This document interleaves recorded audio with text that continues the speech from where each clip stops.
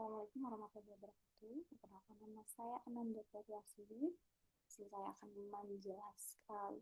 menjelaskan mengenai pengaruh gaya kepemimpinan terhadap kinerja karyawan di bidang food and beverage. Langsung saja. Untuk latar belakangnya sendiri, industri food and beverage merupakan salah satu sektor yang terus berkembang pesat, terutama di kota-kota besar. Persaingan ketat dan tingginya tuntutan pelanggan terhadap kualitas pelayanan membuat perusahaan di bidang ini harus mengelola sumber daya manusia secara efektif. Salah satu faktor penting yang berperan dalam mengelola karyawan adalah gaya kepemimpinan. Nah, pemimpin yang mampu menginspirasi, memotivasi, dan membimbing karyawan yang akan menciptakan lingkungan kerja yang kondusif dan meningkatkan kinerja individu maupun tim. Namun, masih banyak ditemui kasus di mana gaya kepemimpinan yang diterapkan belum mampu mengoptimalkan potensi karyawan tersebut. Nah, rumusan masalahnya apa sih? Nah, ini kita perlu bahas juga. Itu bagaimana, yang pertama ada bagaimana pengaruh gaya kepemimpinan transformasional, transaksional, dan otoriter terhadap kinerja karyawan di sektor food and beverage. Yang kedua ada gaya kepemimpinan mana yang paling berpengaruh positif terhadap kinerja karyawan. Tujuan penelitian ini itu yang pertama ada untuk mengetahui pengaruh masing-masing gaya kepemimpinan terhadap kinerja karyawan di sektor ini, sektor F&B. Yang kedua untuk mengidentifikasi gaya kepemimpinan yang paling efektif dalam meningkatkan kinerja karyawan.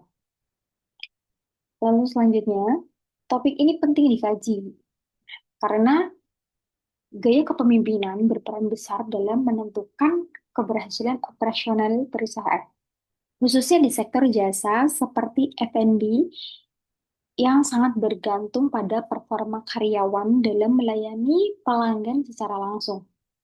Nah, menurut Mangkunegara tahun 2013 menyatakan bahwa kinerja karyawan adalah hasil kerja yang dicapai seseorang dalam melaksanakan tugas-tugas yang dibebankan kepadanya.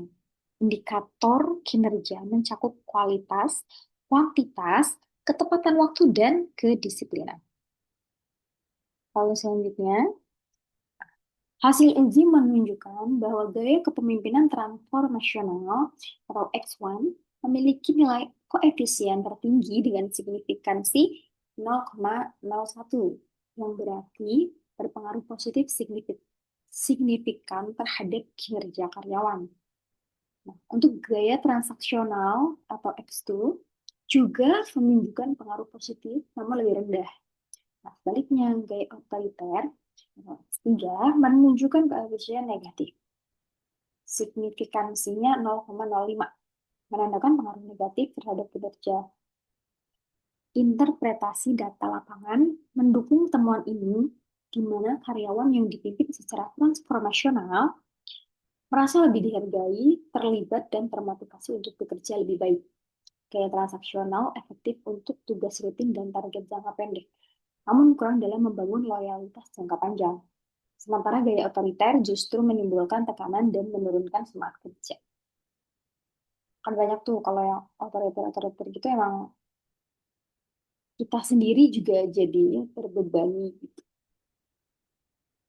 Nah, kesimpulannya, gaya kepemimpinan berpengaruh signifikan terhadap kinerja karyawan di sektor food and beverage ini. Gaya transformasional terbukti paling efektif dalam meningkatkan kinerja, diikuti oleh gaya transaksional. Nah, sebaliknya, gaya otoriter justru berdampak negatif terhadap kinerja. Oleh karena itu, pemilik usaha dan manajer di sektor food and beverage ini disarankan untuk menerapkan pendekatan kepemimpinan yang partisipatif, inspiratif, dan mendukung perkembangan karyawan guna menciptakan lingkungan kerja yang produktif dan harmonis. Oke, sekian presentasi dari saya. Apabila ada kesalahan, mohon dimaafkan.